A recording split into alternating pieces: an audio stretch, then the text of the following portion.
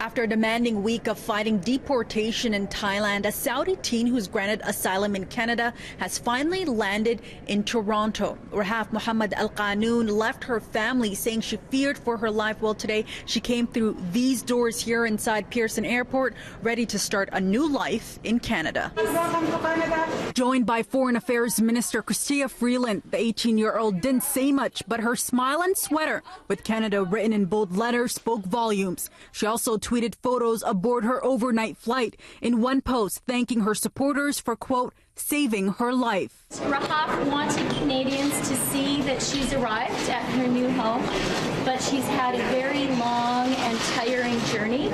The world was first introduced to Rahaf last weekend after her pleas for asylum captured the United Nations' attention as she stayed barricaded inside an airport hotel room in Bangkok, denied entry into Thailand, and her passport confiscated.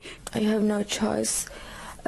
They said I have to go tomorrow. The UN's High Commissioner for Refugees stepped in, giving her refugee status, and so did Canada, opening its doors. This morning, Minister Freeland returned to speak to media, but avoided responding to questions about Canada-Saudi relations, instead only taking two questions from reporters, one asking if the country acted only because this was a high-profile case. It's also obvious that the oppression of women is not a problem that can be resolved in a day. Where we can save a single person, where we can save a single woman, that's a good thing to do. And I would like to also emphasize that this is part of a broader Canadian policy of supporting women and girls in Canada and around the world. Costi, an agency that provides services to newcomers, is now assisting Rahaf with her new life in Toronto. But the agency isn't providing details on where she'll be staying. The executive director tells City News, quote,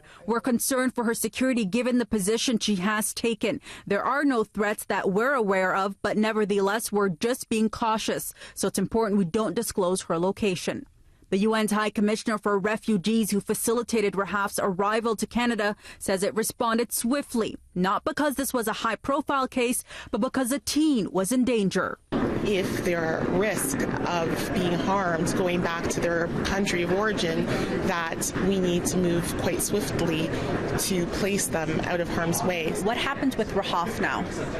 So obviously, she's been through an incredible ordeal, a very long flight, and for the next few days, she's just going to probably lay low.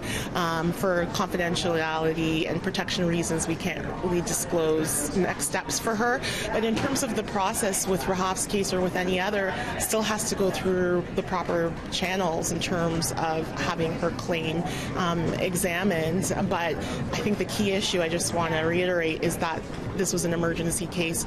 She needed to be put out of harm's way. The rep from the UNHCR tells me Canada will accept up to 10,000 of their referred resettlements this year. Inside Toronto's Pearson Airport, I'm Faiza Amin for City News.